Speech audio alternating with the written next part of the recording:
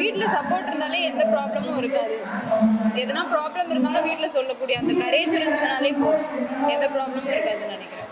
இப்போ வந்து லைஃப்பில் அச்சீவ் பண்ணணும்னா என்ன பண்ணணும்னு நினைக்கிறேன்? அச்சீவ் பண்ணணுமா?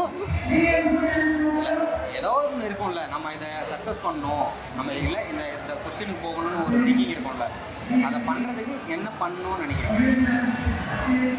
என்ன பண்ணணும்னு நினைக்கிறீங்க? இந்த மாதிரி கேள்விலாம் கேட்குறீங்கன்னா எனக்கு ஆக்சுவலாக பதில் தெரியாது, அதனால இதை நான் ஸ்கிப் எந்த பண்ணுறேன். ஆசையுமே இல்லையா உங்களுக்கு?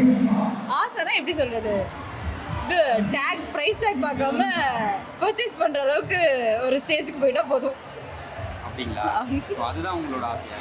சரி, ஓகே. உங்ககிட்டயோ இல்லை ஏதோ ஒரு பொண்ணுக்கிட்ட கேட்கக்கூடாத கேள்வி அப்படின்னா வெயிட்டு கேட்காதீங்க, அப்புறம் ஃபோன் நம்பர் கேட்காதீங்க. அப்படி கேட்குறாங்களோ நிறைய பேர். சொல்லுங்க. ஸோ இதுதான் உங்களுடைய கேட்கக்கூடாத கேள்வியா? சரி, ஓகே. இப்போ வந்து நீங்கள் வந்து ஒரு விஷயம் வந்து லைஃப்பில் வந்து இந்த விஷயத்த நான் சொன்னாலே ஹாப்பியாக இருப்பேன், இல்லை இந்த விஷயம் என் லைஃப்பில் நடந்தது எனக்கு ஹாப்பினஸ்ஸாக இருக்குது, திரும்பவும் நடந்தால் ஹாப்பியாக இருக்கும்னு எதை நினைக்கிறீங்க?